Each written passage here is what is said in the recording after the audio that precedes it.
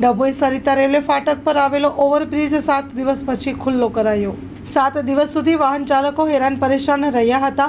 Dabhoi Sarita railway ફાટક overbridge આજથી ફરી વાહનો ધમધમતા થયા છે।